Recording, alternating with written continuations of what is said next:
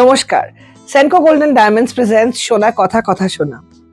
আজকে আমি যেখানে পৌঁছেছি আমি সত্যি কথা হারিয়ে ফেলছি, কারণ আজকে যার বাড়িতে চলে এসেছি এই আড্ডা দেওয়ার জন্য তাকে মন থেকে শ্রদ্ধা করি, ভীষণ ভীষণ ভাবে তাকে ফলো করি। তার গান, তার লেখা, তার আঁকা, তার ছবি তোলা এবং তিনি নিজেই। She is a Galaxy in herself, the ever loving, very talented এবং আমাদের সকলের শ্রদ্ধেয় স্বাগতা লক্ষ্মী দাশগুপ্তর বাড়িতে আজকে জমবে আড্ডা। তাই শুরু করছি সোনা কথা কথা শোনা। Thank you so very much Swagata di for your time. নমস্কার, অনেক ভালোবাসা। Thank you. বহু বহু বহু বছর বাদে দেখা হলো, প্রায় 15 বছর পর। প্রায় 15 বছর পর। আর যা বুঝতে পারছি যে এটা তো একটা গ্যালাক্সির ভেতরে গ্যালাক্সি এবং হাতেও তোমার সেই গ্যালাক্সি বইটি, অসাধারণ। তো প্রথম কথা জানতে চাই, এত বছর বাদে যেটা দেখা হলো, নিজেকে এত রঙিন রাখো কি করে? তুমি যেভাবে রঙিন আছো তোমাকে তখনও খুব সুন্দর দেখতে ছিল, এখনো ভীষণ সুন্দর দেখতে। আর রঙিন থাকার যদি সংজ্ঞা, ডেফিনেশন বলো, তাহলে আবার সেই রবীন্দ্রনাথের কাছে যাওয়া, রং যেন মোর মর্মে লাগে, আমার সকল কর্মে লাগে। তো কর্মের মধ্যেই আছি, কর্মেই আমার রং, কর্মেই আমার সবকিছু আর কি, সমস্ত। রাইট, যে রং শুধুই রাইট এবং কর্ম মানে সব, মানে creation, any type of creation, মানে সেটা শুধু যে আর্ট নয়, রান্নাতেও আর্ট আছে। আমি রাঁধতে খুব ভালোবাসি, তো সেই জন্য যে কোনো টাইপের একটা ক্রিয়েশনের মধ্যে নিজেকে রেখে দিয়েছি আর কি। অসাধারণ। আজকের আড্ডাতে চেষ্টা করব গুগল করলে যেটা জানা যায় না সেরকম ভাবে তোমাকে জানবো। তাই পরবর্তী প্রশ্ন, এই যে বয়স হয়েছে, অভিজ্ঞতা বেড়েছে, স্বাগতা লক্ষ্মী দাশগুপ্তর মনের বয়স কত? মানে আমি যখন ক্লাস 8-এ পড়তাম, আমার ধারণা ছিল ছোটবেলায় যে ক্লাস 8 হচ্ছে সর্বোচ্চ শিক্ষা। মানে আমার সবাই বলতো তুমি কি হতে চাও, তো আমি বলতাম আমি ক্লাস 8 অবধি পড়তে চাই, ওটাই আমার মনে হয় আমার সর্বোচ্চ শিক্ষা। তো আমি সারা জীবন ওটাই মেনটেন করে আসছি, এখনো আমার ওই আর কি ক্লাস 8-এই আছি মনে মনে অন্তত আর কি। কিন্তু এই যে একটা বিউটিফুল লাইফ জার্নি, এত ভার্সেটাইল, কারণ সবাই সঙ্গীত শিল্পীকে পুজো করে বলতে গেলে, এত অ্যাওয়ার্ডেড, এত প্রশংসা সারা বিশ্বে, কিন্তু এত রকম গুণ তোমার, আঁকা, লেখা, মিউজিক কম্পোজ করা, লিরিক্স, ছবি তোলা। তো একদম যদি একটু রিভাইন্ড করে জিজ্ঞেস করি, গানটা তো তোমার বাড়ি থেকেই চর্চা শুরু, একেবারে ছোটবেলায়। প্রথম কোন গানটা? বংশেই গান রয়েছে। হ্যাঁ, প্রথম গান হচ্ছে হাফ এ লিগ অনওয়ার্ডস, টেনিসন। বাবা আমাকে ঘুম পাড়াতেন কাঁধে নিয়ে, সেই জন্য ওটা আমার ফার্স্ট সং। এবং টুইঙ্কল টুইঙ্কল লিটল স্টার, যেটা সকলেরই তাই।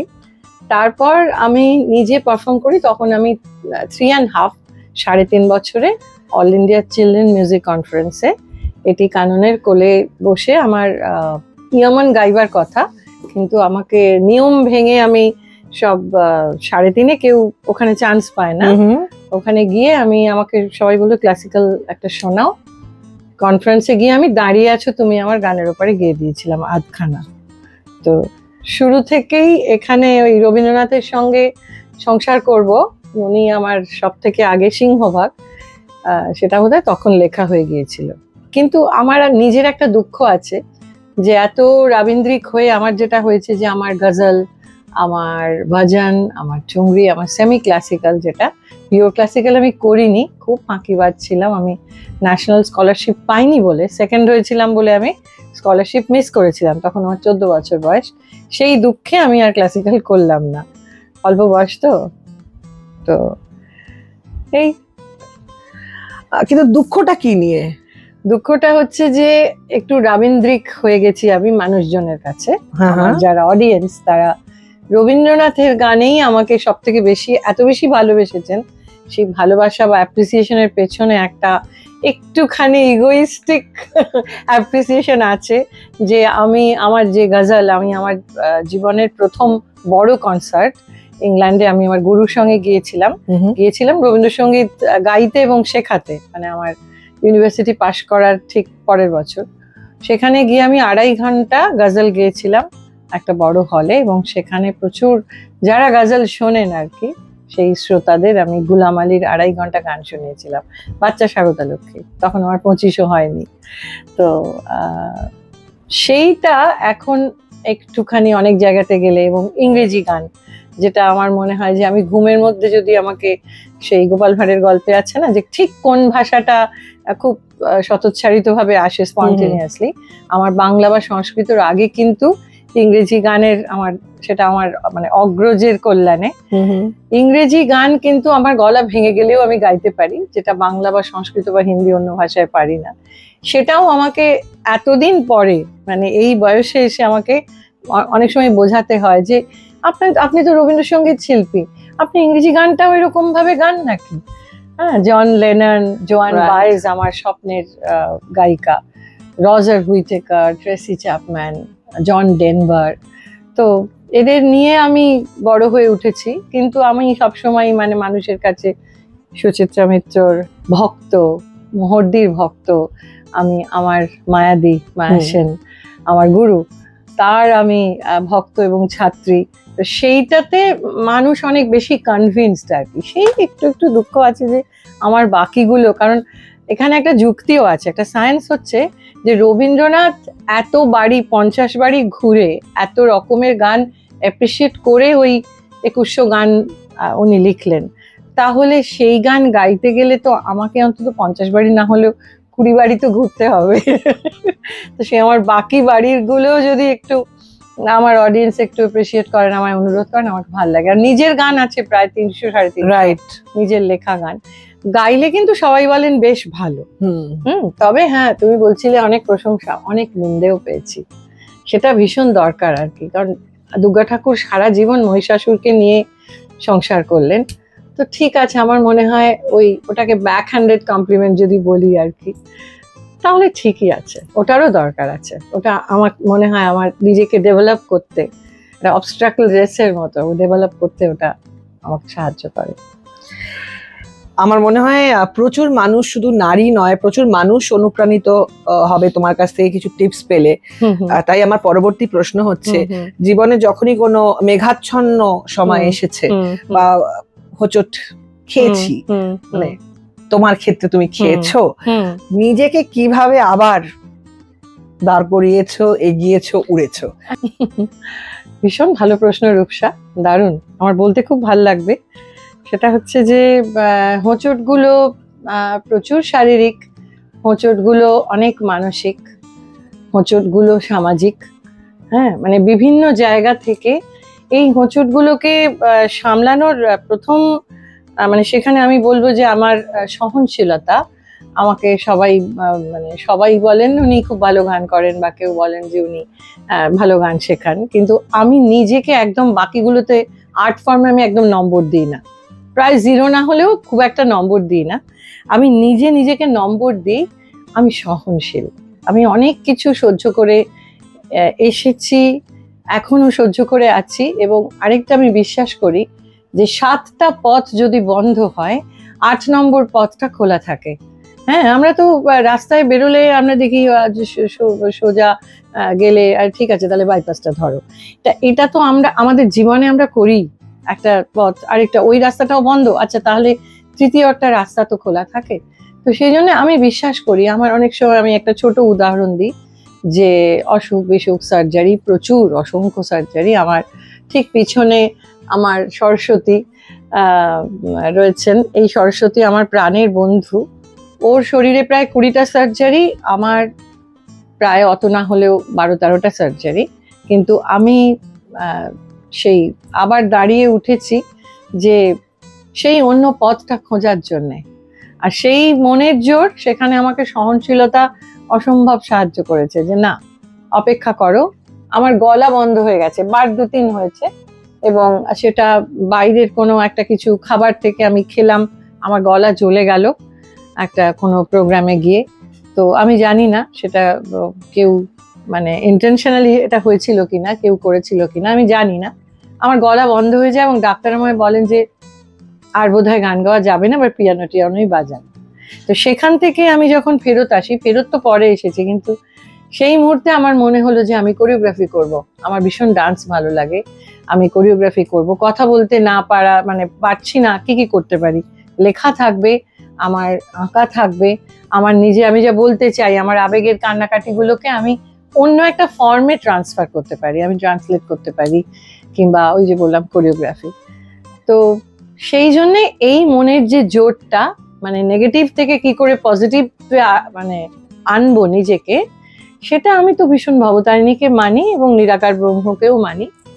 এরা ভীষণ আমাকে একটা কোথাও একটা শক্তি দিয়েছেন, এবং সেটা হয়তো আলটিমেটলি ওটা আত্মশক্তি, কিন্তু সেটাকে ডেভেলপ করতে করতে সহজ হয়ে গেছে আর কি। আমি জানি এখানেও দেখতে পাচ্ছি চারিদিকে তোমার মায়ের ছবি, তোমার লেখাতেও অনেক মায়ের উল্লেখ। মা আর বাবা ছোটবেলায় কি নাম ধরে ডাকতো? ডাক নামগুলো কি কি ছিল? বাবা তো লক্ষ্মী, বাবা লক্ষ্মী বলেই চিরদিন ডেকেছেন।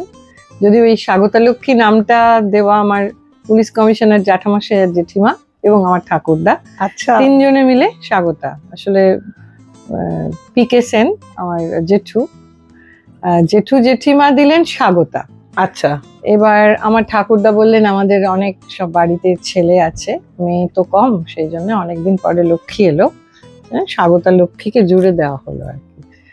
তো পুরো নাম ধরে কিন্তু কম মানুষই ডাকেন, পঙ্কজদা ডাকেন, পঙ্কজ সাহা, উনি স্বাগতা লক্ষ্মী পুরো নাম ধরে ডাকেন। তো আর মায়ের হচ্ছে আমি মুনমুন, মুন, বন্ধু বান্ধবের কাছে। How sweet. কিন্তু তোমাকে বা রাদার মুনমুন সেনকে অনেকটা কিন্তু তোমার মতো দেখতে, এটা কি কেউ বলেছে তোমাকে? মানে আমাকে মুনমুন সেনের মতো দেখতে? আমি তো মুনমুন সেনের 1 নম্বর ফ্যান একদম। No, you have a very, you both have a very, মানে তোমার strong resemblance. মুখে সমস্ত ভালো ভালো মিষ্টি পড়ুক, ফুলচন্দন পড়ুক না, না একদম না, ওটা একদম জীবনের শেষে পড়লেই ঠিক আছে। ভালো ভালো চকলেট, ক্যাডবেরি, আমি যা ভালোবাসি এইসব পড়ুক। মানে ওনার সঙ্গে তুমি আমায় বললে, মানে বাপরে, না না, জন্মে মানে I'm sure she is also thanking যে না, মানে she is also equally happy, but honestly তোমাদের মধ্যে তোমার ডাকনামও যেহেতু মুনমুন বললে, আমি তো আজকে এই কথাটা বলেই দিলাম, কোথাও একটা তোমাদের ভীষণ আদলটা, মানে চেহারার দেখার আদলটা আর কি, মুখের আদলটা। ওনার মাকে তো আমি একেবারে মানে কি বলে না, পাগলের মতো, আমি কেন সারা পৃথিবী তাকে।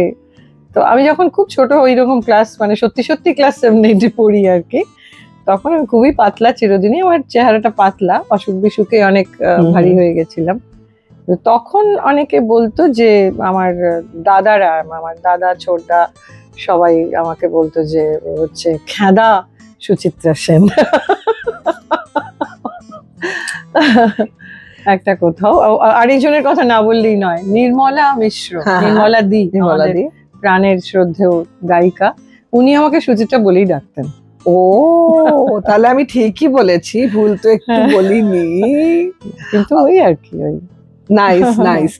তো এবার আমার প্রশ্নটা হচ্ছে যে এই যে তোমার বড় হয়ে ওঠা, গান বাজনা সবকিছু, মানে এত কিছু আর্ট, এর বাইরে কি তুমি কখনো দুষ্টুমি করার সুযোগ পেয়েছো? মানে একটু বকা খেয়েছো, একটু পিট্টু খেয়েছো, মানে এরকম কি হয়েছে? আমি খুব খুব পিট্টু খেয়েছি দেরি করে বাড়ি ফেরার জন্য, এবং আমি তো মানে সবাই এখন আটকে ওঠে, আমি সারাদিন মাঠে থাকতাম, ফুটবল খেলিনি, কিন্তু আমার তো নিজের ক্রিকেট টিম ছিল, আমি ইডেনে যেতাম ক্রিকেট, লেডিস ক্রিকেটে, মানে সব যারা তখন আমার সময় ছিলেন, শ্রীরূপা বোস, শ্রীরূপা দি, কেয়া রয়, তারপরে শিরিন কিয়াস, ডায়না এডুলজি, কারকে ছেড়ে।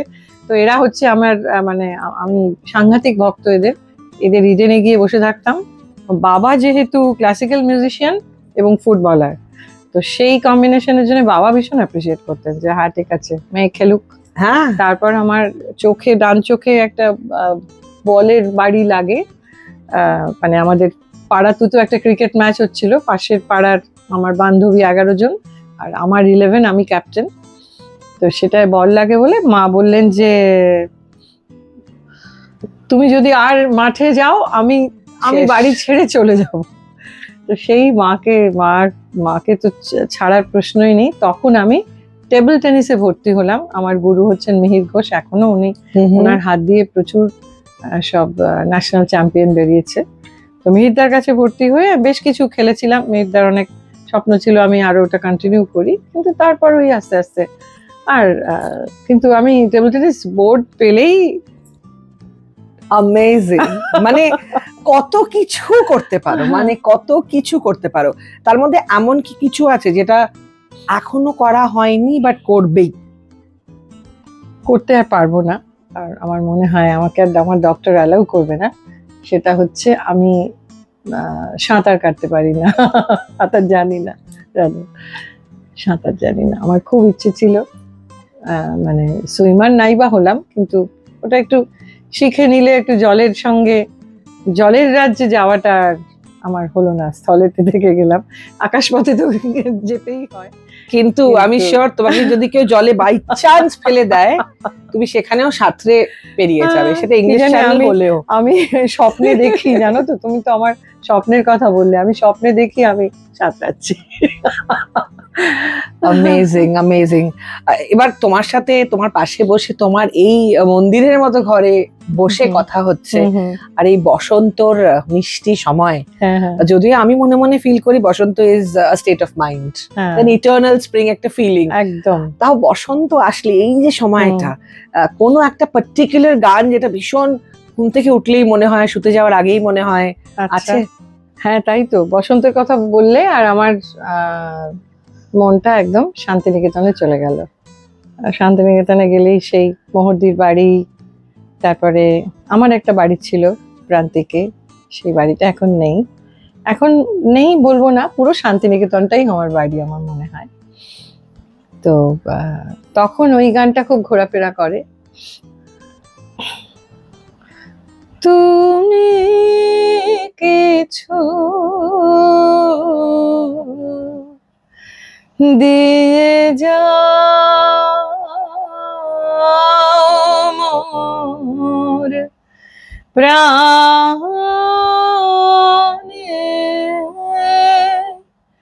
গোপনে গো,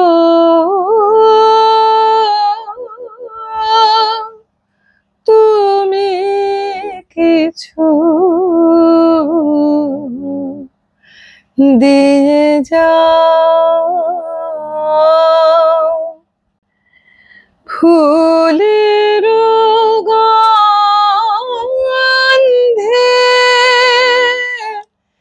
বাঁশির গানে,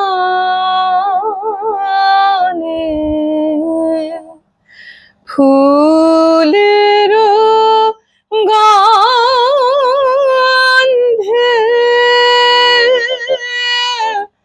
বাঁশির গানে, মার মুখরিত পবনে তুমি কিছু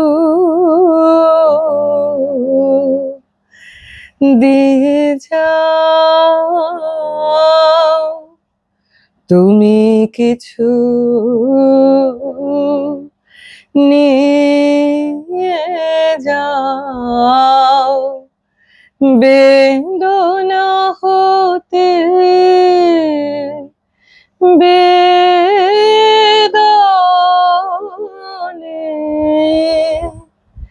তুমি কিছু নিয়ে যাও, যে মোর অশ্রু হাসিতে লীন, যে মোর অশ্রু হাসিতে লীন, যে বাণী নীরব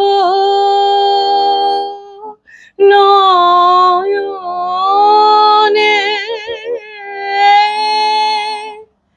তুমি কিছু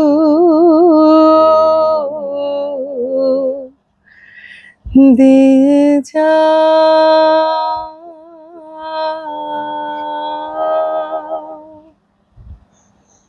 কথা হারিয়ে গেছে, মানে আমার মানে বসন্ত শুরু বাক্য শেষ। মানে God created you with what, এত গুণী তুমি, এবং তোমার মানে তুমি গাইছিলে, আমার অ্যাকচুয়ালি গায়ে কাটা দিচ্ছিল। আমি জানি আমার টিমেরও যারা এসছে তারাও মানে এরম হয়েছিল, মানে আর কিছু মুভ করতে পারছিলাম না।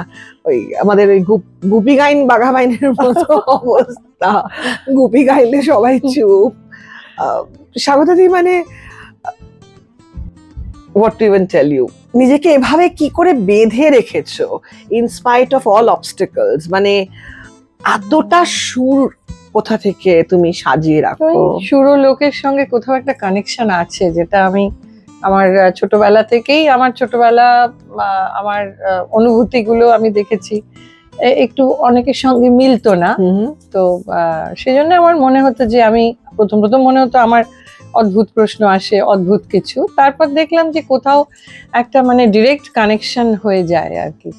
ওই সেই আবার রবীন্দ্রনাথ, তুমি আর আমি মাঝে কেহ নাই, কোনো বাধা নাই ভুবনে। তো যে কোনো জায়গাতে গেলেই আর কি, মানে আমি একটা খোলা মাঠে গেলে, মানে অনেকেই বলেন স্বাগতা লক্ষ্মীর খুব পড়াশোনা আছে, ভুল। অনেকে বলেন যে স্বাগতা লক্ষ্মী ভীষণ ভক্তিমান, ভীষণ স্পিরিচুয়াল তো বটে, এবং আমি খুব কানেক্টেড। স্পিরিচুয়ালের থেকে বড় কথা, আমি একটা অন্য লোকের সঙ্গে কানেক্টেড। আমার এই কানেকশনটা একদম ভেতর থেকে হয়, আমি কিছু করি না বা কোনো দেখানো ওসব কিছু নয়, কিন্তু আমি ভীষণ রকম কানেক্টেড। সেই কানেকশনটাই আমাকে ওই আর কি, মানে আমার পিয়ানোতে যেই হাত দিল, আমার পিয়ানো এলো আমার কাছে, আমার একটা আঙ্গুল একদম এখান থেকে আধখানা হয়ে গিয়েছিল, অপারেশন করে আঙ্গুল জোড়া দেওয়া হলো, ডিসলোকেটেড হয়ে গেল। তো তারপর আমার পিয়ানো শুরু হলো, অথচ হঠাৎ করে তো পিয়ানো হয় না। ঠিক 25 বছর আমি বাজাচ্ছি, এবং আমি অ্যাবসলিউটলি সেলফ টট, আমি কিন্তু নিজে নিজে শিখেছি। এখন সবাই বলে যে তুমি বেশ ভালোই বাজাও আর কি। আমার ফিঙ্গারিংটা আলাদা, কারণ আমি নিজে শিখেছি, এবং আমি কিন্তু সাউন্ড ম্যানেজমেন্ট দিয়ে পিয়ানোটা বাজাই। মানে আমার কোনো নোটেশন বোর্ড কিছু থাকে না, আমার কোনো নোটেশন নেই, মানে আমি কানে শুনলেই বাজাতে পারি। যেটা যারা শিখে আসেন তাদের সঙ্গে এটা ডিফারেন্স। আমার মনে হতো প্রথম, যেটা অশিক্ষিত পটুত্ব একটা কথা আছে না, কিন্তু সবাই ওই এডি রিডারের যারা মানে দুজন স্কটিশ বাজিয়ে, তারা অ্যাপ্রিসিয়েট করে গেছেন, আর দেশে বিদেশে সবাই বলেন যে না না শুনতে ঠিকই লাগছে, চোখে দেখলে একটু অন্যরকম লাগে। আমার ফিঙ্গারিংটা আলাদা, মানে ওখানে নর্মালি সি তে বাজানো হয় যারা শেখে সি স্কেলে, আমার ফিঙ্গারিং হচ্ছে বি ফ্ল্যাট, ওই আমি আমার মতো আর কি। Amazing amazing. এবার একটা ছোট্ট র্যাপিড ফায়ার হোক। তো শোনা কথা কথা শোনা হচ্ছে আমার অনুষ্ঠানের এই অনুষ্ঠানটির নাম।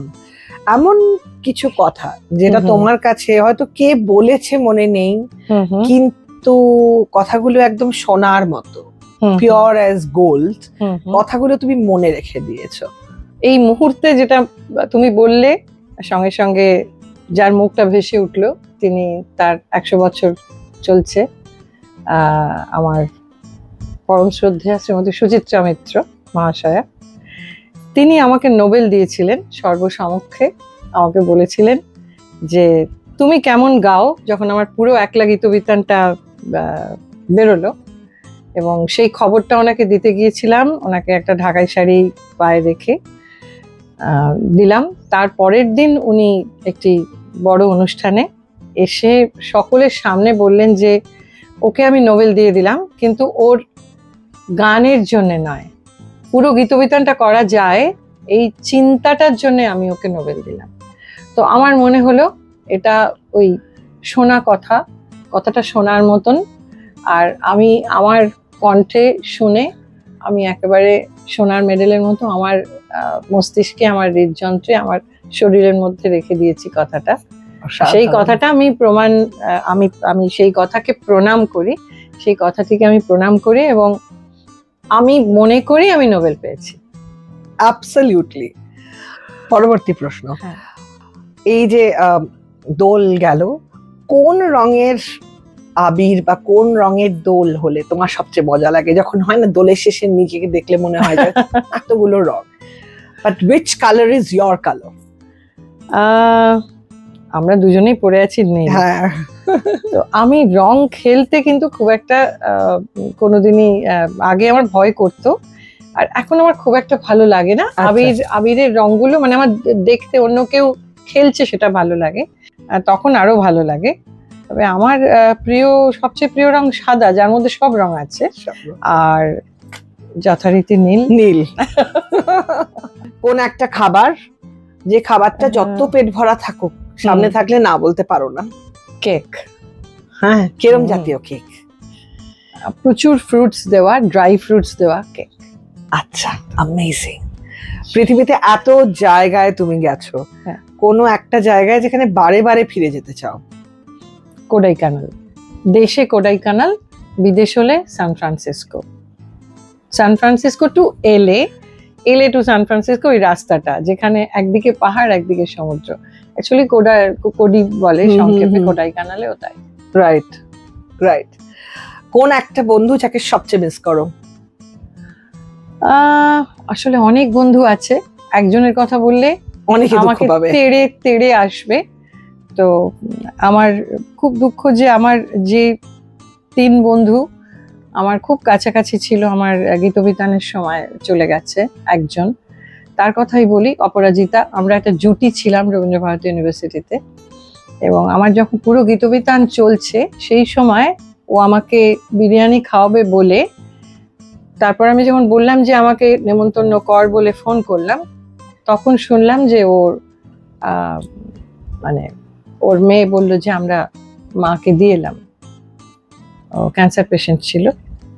তো ওর কথাই বললাম, ও নেই কিন্তু কোথাও আছে আমার সঙ্গে। হাইট অফ দুষ্টুমি যেটা করেছো এখন ভাবলে কি করে করেছিলাম? প্রচুর দুষ্টুমি আছে। এটা দুষ্টুমি নয়, সেটা হচ্ছে যে আমি ওই পুজোর সময় मैं हूँ डॉन যেবার বেরোলো, আরে दीवानो मुझे पहचानो कहाँ से आया मैं हूँ ডন শুনতে শুনতে, তখন সেই বছর আমাদের বেল বটম বেরিয়েছিল। হ্যাঁ, বেল বটসটাকে আমাদের নর্থ ক্যালকাটায় একটুখানি পাড়া করে বলা হতো বেল বটম, দোকানদাররা বলতো bell bottom, actually bell bots. তো আমরা 7-8 জন বন্ধু, প্রত্যেকেই একই ড্রেস। আমার ছিল ডার্ক মেরুন, পরে নতুন জুতো পরে আমাদের একটা, তখন ওইরকম ক্লাস 7 হবে, নর্দার্ন অ্যাভিনিউ বলে একটা খুব বড় চওড়া রাস্তা আছে আমাদের দমদম স্টেশনের, সেইখানকার ঠাকুর দেখতে গিয়ে ইচ্ছে করে হারিয়ে গিয়েছিলাম। আমার বন্ধুরা খুঁজে না পায়, কারণ ইচ্ছে করে হারিয়ে যাওয়া মানে ওই গানের সঙ্গে আমি প্রায় নাচতে নাচতে যাচ্ছি নর্দার্ন অ্যাভিনিউ দিয়ে। এবার হারিয়ে গেলাম, তারপরে কোনো এক সেই অঞ্চলের কোনো কাকুকে ধরে বললাম যে আমি হারিয়ে গেছি। এবার যখন আমার বাড়িতে আমি ফিরছি, সিঁথির বাড়িতে, তখন প্রত্যাবর্তন হচ্ছে পায়ে ফোসকা, হাতে জুতো, এবং একজন কাকুর হাত ধরে ডন ফিরলো বাড়িতে। ডন বাড়িতে কিশোর কুমারের গান শুনে হারিয়ে যাওয়া আর কি। তো বাড়িতে তো একটুখানি পিট্টু খেতে হয়েছিল আর কি, একটু। আচ্ছা, এখন এই যে বাচ্চাদের এত অনুষ্ঠান, নাচের অনুষ্ঠান, গানের অনুষ্ঠান, সবাই তারকা, সবাই সুপারস্টার, হ্যাঁ, এই যে একটা চলছে বেশ বিগত কয়েক বছর ধরে, এই বাবা মাদের কি মেসেজ দিতে চাও? কারণ মানে বাচ্চাদেরকে বলার থেকেও এই বয়সে বাবা মাদের কাছে একটা মেসেজ পৌঁছানো very important from you. Exactly কি করা উচিত? বাচ্চার ট্যালেন্ট ডেফিনেটলি আছে, ট্যালেন্টেড বাচ্চা, গুণী বাচ্চাকেও কি করে গড়া উচিত, যদি সেই অ্যাডভাইসটা একটু তুমি দাও। বাবা মারা রেগে যাবেন, প্রথম কথাই উত্তর দিতে গেলেই বাবা মারা রেগে যাবেন, কারণ আমি যেটা বলবো আমাদের পছন্দ হবে না হয়তো, কারণ আমরা যে কালে বেড়ে উঠেছি তখনকার আমার বাবা মাদের যে আকাঙ্ক্ষার যে মানে সিরিজ অফ আকাঙ্ক্ষা, সেইটা আর এখনকার বাবা মাদের আমি কিন্তু নিন্দে করছি না। এটা কাল পরিবর্তনের সঙ্গে সঙ্গে সবকিছু তো বদলে যায়। তো আমি বলবো যে আমার মা বাবা আমাকে যেমন করে গড়েছিলেন, ঠিক সেই রকম করেই যদি এখনকার বাবা মারা গড়েন। আমি বলছি না যে আমি খুব একেবারে আদর্শ, বা আমার কথা তো অনেক শুনিও নি, কিন্তু মা বাবার কোনো ওই যে ছেলে মেয়েকে এগিয়ে দেওয়ার জন্যে যে প্রসেসগুলো, যে কোনো যেন তেন প্রকারেণ আমাকে একটা জায়গায় পৌঁছতে হবে, কোনো জায়গাতেই তাকে পৌঁছতে হওয়ার জন্য কোনো প্রসেসে দরকার নেই। তার যদি মনে হয় যে সে চাষবাস করবে, তার ডাক্তারিতে ইন্টারেস্ট নেই, সে মাঠে থাকবে, সে ফুল ফল গাছের কাজ করতে সে ইন্টারেস্টেড, তাহলে তাকে সেটাই করতে দেওয়া হোক। সে নিজে চয়েস করুক যে সে কি হবে। হয়তো গান তত ভালো লাগে না, বেচারার হয়তো ছবি আঁকতে ভাল লাগে, তাকে তার মতন বেড়ে উঠতে দিন। আর এই খুব প্রচন্ড গ্ল্যামারাস যে অনুষ্ঠানগুলো হয় সেখানে গিয়ে তারা প্রথমে অভ্যস্ত হয়, পরে কিন্তু তাদের কোথাও একটা, যদি সেখান থেকে সেই অন্ধকারটাতে আবার যখন ফিরে আসে তখন সে অন্ধকারটা মানিয়ে নিতে পারে না, এবং ওদের ভেতরে ভেতরে একটা সাইলেন্ট ডিপ্রেশন হয়। এই ডিপ্রেশনে ঠেলে দেবেন না প্লিজ, এটা আমি হাত জোর করেই বললাম। একটু দেখুন না, বা একদম মাঠে ছেড়ে দিন, একদম স্বামীজি যেটা বলেছিলেন, একদম খেলাধুলো করতে দিন। যদি ছবি আঁকতে হয় ছবি আঁকতে দিন ওদেরকে, ওদের মতন করে। এবং নিশ্চয়ই সবাই চায় যে নাচ গান ছবি আঁকা একটা আর্ট ফর্ম, যে কোনো, এমনকি যদি সে ওই যে বললাম যদি গাছ করতে চায়, সে গাছের কাজ করতে চায়, ফুল জন্মাতে চায়, প্রজাপতি ধরতে চায়, তাই দিন না, ছেড়ে দিন। প্রজাপতি ধরতে চায়, হাউ বিউটিফুল ইজ ইট। আর এবার একটু মিউজিয়াম নিয়ে জিজ্ঞেস করছি। একটা মিউজিয়ামের মধ্যে বসে আছি, মানে এটা কবে থেকে শুরু এরকম কালেকশন? আমি জানি 99%ই হচ্ছে গিফটেড, মানে দেখে যা বুঝছি উপহার, অ্যাওয়ার্ডস, মানে আর তো সত্যি জায়গা নেই। এবং এই বাড়িতে তো নেই, আমি যা শুনলাম, তুমি একটু আগে বলছিলে যে আরো যে প্রাসাদগুলো রয়েছে সেখানেও নেই। প্রাসাদই বটে। আমার, আমি জানি না, যখন ঢুকলে লেখা আছে বাইরে সারদা হাউস। তো আমার সবসময় মনে হয় যে আমি অন্য কারোর বাড়িতে থাকি আর কি, সেই জন্য আমার, এবং কোনো বাড়িতেই আমার কখনো নিজের নাম নেই। তাতে অনেকের, আমার ছাত্রছাত্রী বন্ধু বান্ধব প্রশ্ন করে যে কেন, বোঝা যায় না যে তুমি কোথায় থাকো। না, আমার আসলে বাড়িটা তো অন্য জায়গায়, সেই জন্যে সেই প্রথম আমি নিজের বাড়িতে যাব। এখন আমি পুরোটাই অন্য কোথাও আছি, সেই জন্যে এরা যারা আছে তারাও আমার কিছু নিজের কাজ, কিছু পাওয়া, কিন্তু নিয়ে যেতে তো কোনোটাই পারবো না। তো সেই জন্য এরা নিজের মতন আছে ছড়িয়ে ছিটিয়ে।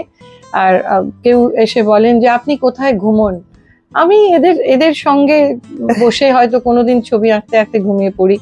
আমি ইউটিউবে যখন একটা 1000 দিনে 1000 ভিডিও, আমি জানি না তুমি জানো কিনা, এই 1000 দিনে যে 1000 ভিডিও তৈরি হলো, আমি 1000 রাতে ঘুমোইনি।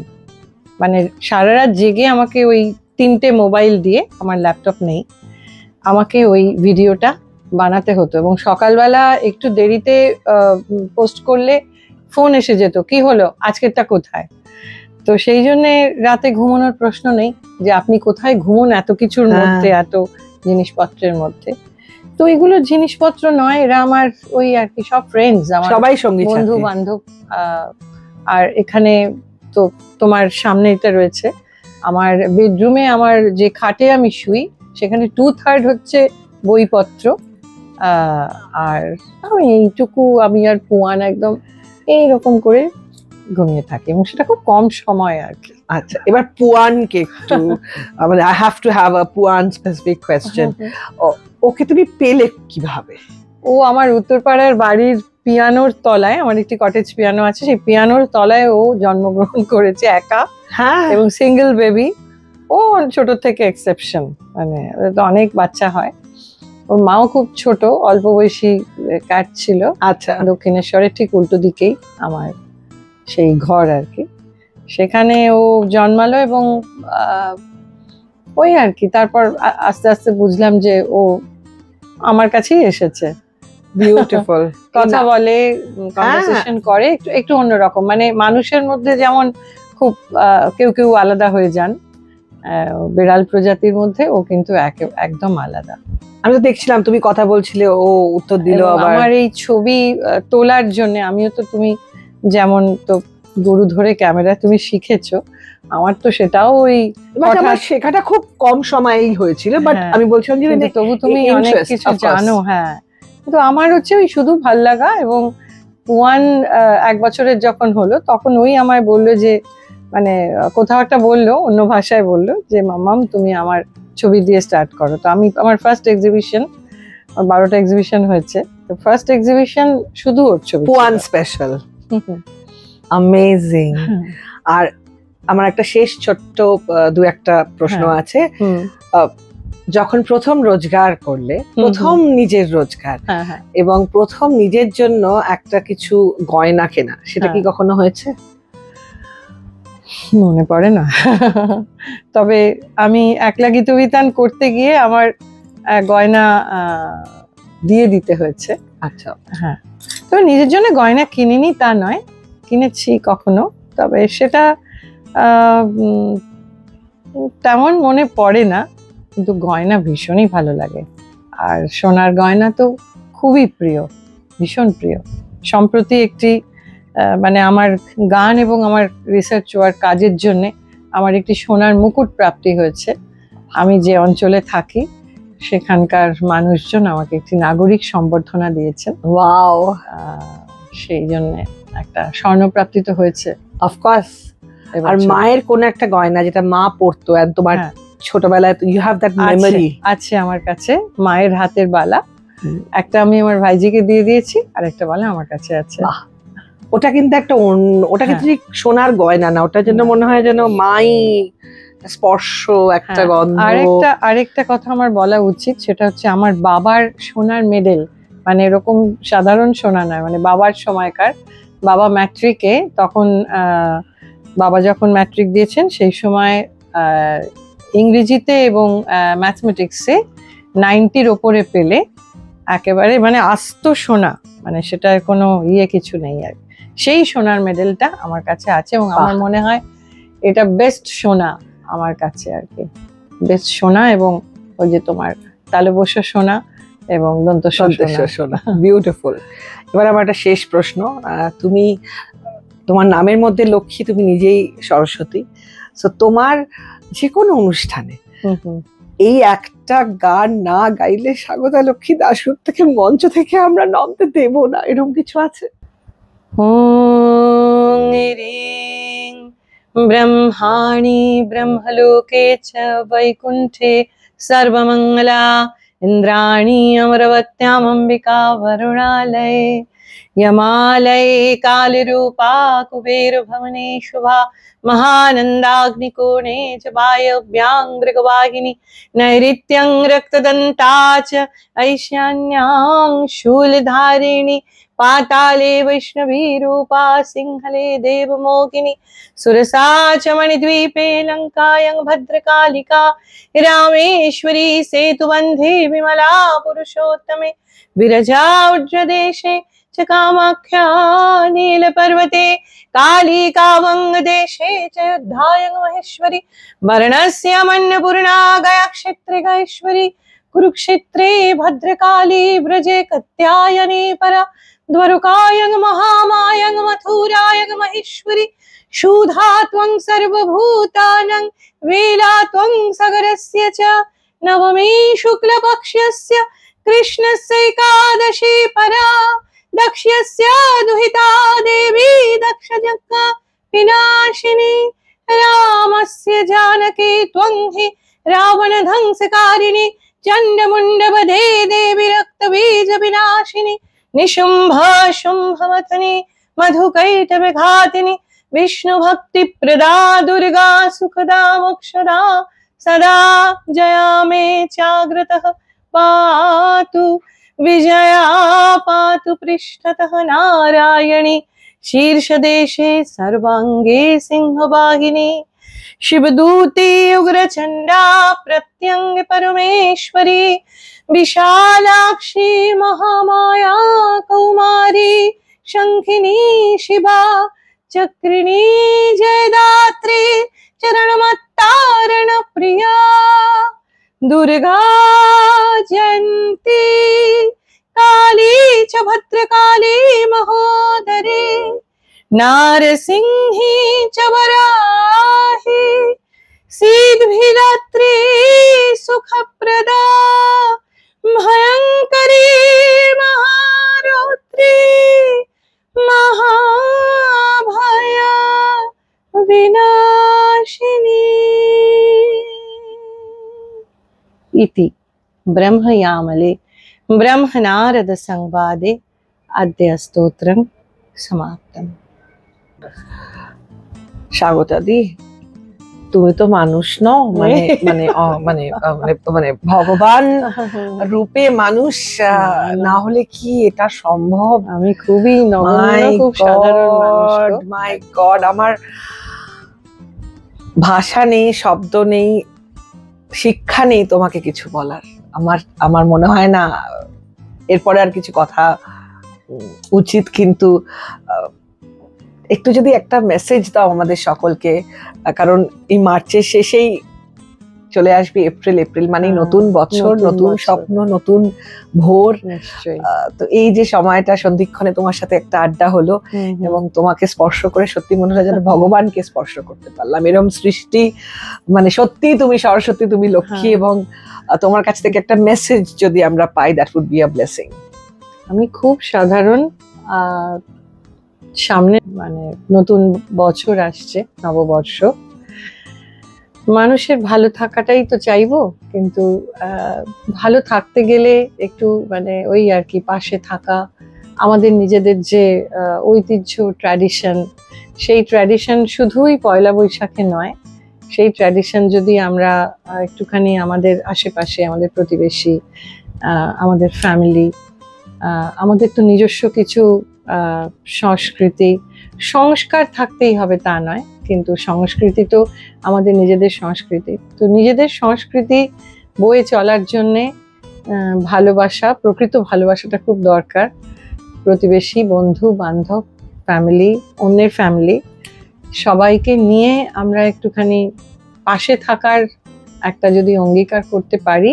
কঠিন, আমাদের সময় বদলে গেছে, আমরা যখন এসেছিলাম পৃথিবীতে তখন থেকে এখনকার পৃথিবীটা খুব অন্যরকম, কিন্তু তবুও প্রার্থনা করব মানুষের কাছে, ঈশ্বরের কাছে, যে আমরা যেন সবাই সবার খুব কাছাকাছি থাকতে পারি, দূরত্ব কমুক। বিউটিফুল, অসাধারণ, ভাষা নেই ধন্যবাদ জানানোর, কিন্তু তাও আমাদের সেনকো গোল্ডেন ডায়মন্ডস এর পরিবারের তরফ থেকে একটা ছোট্ট উপহার তোমাকে দেওয়ার জন্য এসেছেন ওনারা সল্টলেক ব্রাঞ্চ থেকে। আমি তাহলে ওনাদেরকে ডাকি। নিশ্চয়ই নিশ্চয়ই।